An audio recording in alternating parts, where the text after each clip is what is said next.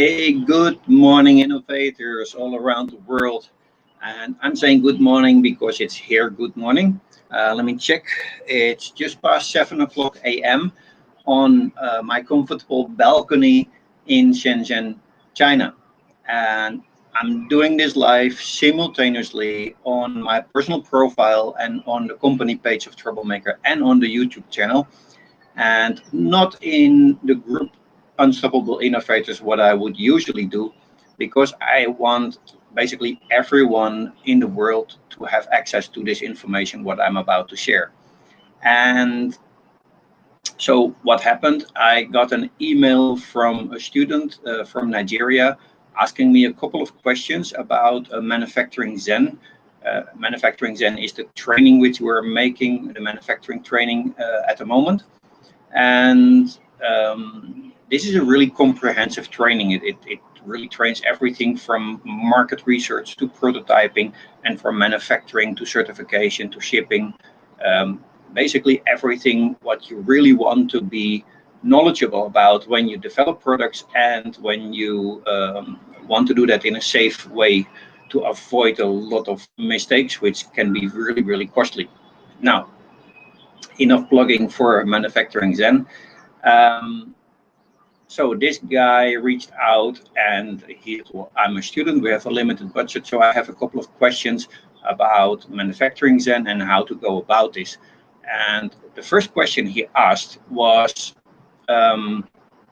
does Manufacturing Zen include creating a prototype? And the short answer is no, it doesn't.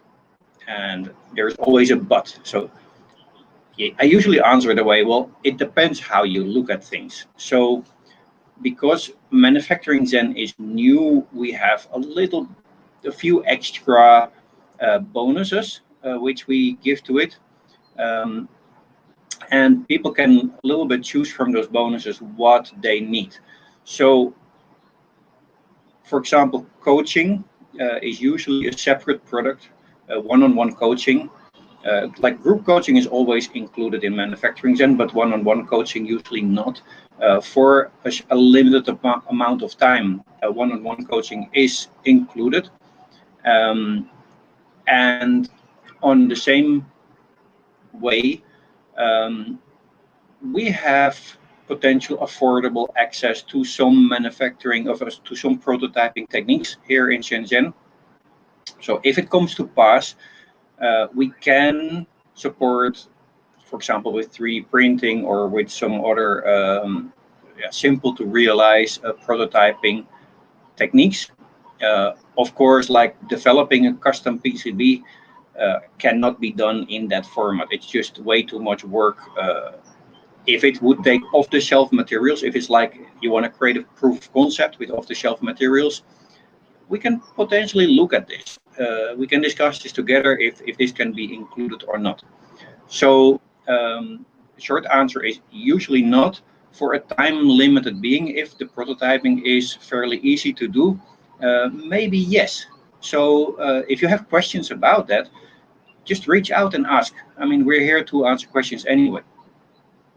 Then the second question he had is, would I be able to team up with a young engineer at Troublemaker to do this together, form a team, form a startup, and work on these ideas together? Now, I want to go back in history a little bit. The first 6 months, the first year, I guess, when Troublemaker was running from 2016 to 2017, our engineers received a lot of requests to team up, to be part of a startup, so that the people of the team, the people that reached out to us for product development, didn't have to pay money for the product development, but they would rather get the engineering service for free in exchange for equity. And quite some engineers actually did that. They accepted. They became part of the startup team. Now, in almost every case, it ended up with a product that never reached the market. So the result was that the engineers did a lot of work for free and because the product was never monetized, because maybe the team itself didn't have all the qualifications to actually bring the product to market, that work was gone. And that were wise lessons for a lot of engineers. And later they said, well, we can potentially accept partly equity, but we still need to get paid a little bit. It's a little bit different for interns. If we have interns, they are usually very open to team up, but they quite often lack experience. So they're not always the most powerful team members that you can wish. So again, there are opportunities, but it is not very straightforward.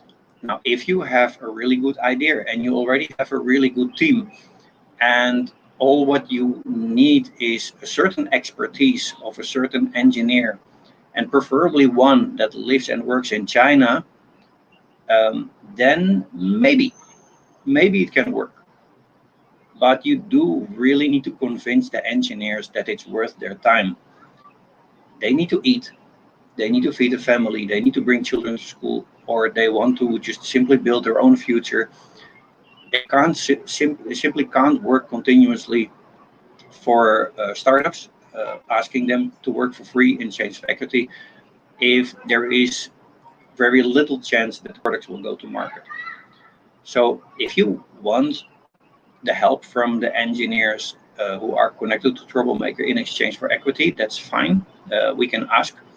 Just be aware of this, because then you prepare yourself a little bit better and make a pitch deck, convince, just as if you talk to an investor, because basically they invest in you, so they're kind of an investor as well, that you are the right choice of company to work with. Okay, that was the second thing.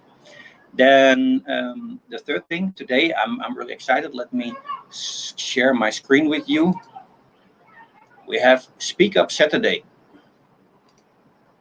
Make it full screen. So Speak Up Saturday for the first time. This is in our group, and no, maybe I will. I actually will also host it on YouTube. I think the first time it's really interesting that the world knows about all these things. So we have our Facebook group, Unstoppable Innovators. There's a really active community of people, product developers from all over the world. And I've told like a month ago that the top 10 contributors of the group are eligible to be invited by me for an interview. And we do that on a Saturday. We call it Speak Up Saturday. And then I asked them some questions, and they have the opportunity to spotlight what they're working on. If they already have a company, they can promote the company. If it's just a project, they can explain it and share it with the world. And so I think this is really interesting. And today is the first time I'm interviewing Vitali Stockman of DeskMe from Finland.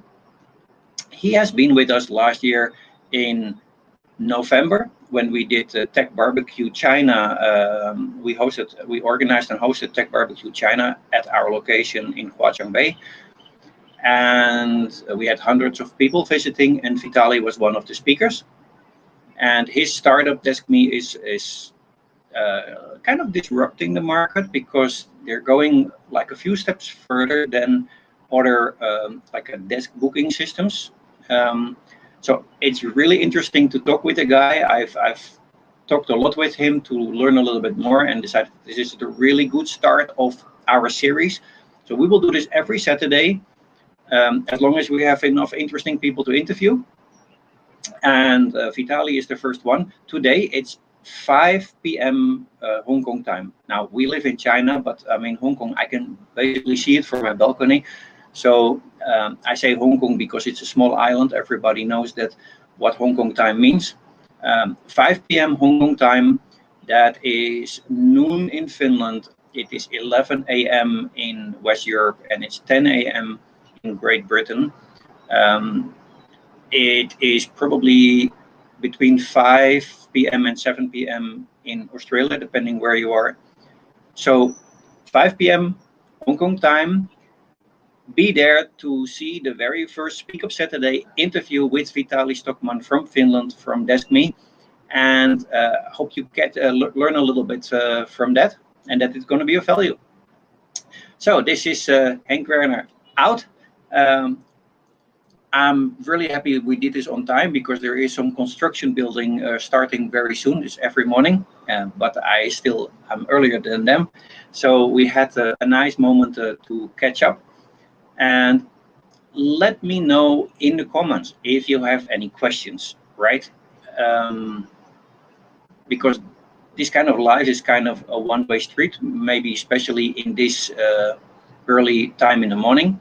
So if you see this as a replay, and you have any questions about Manufacturing Zen, about teaming up with other people, post it in the comments and I will get back to you. See you soon.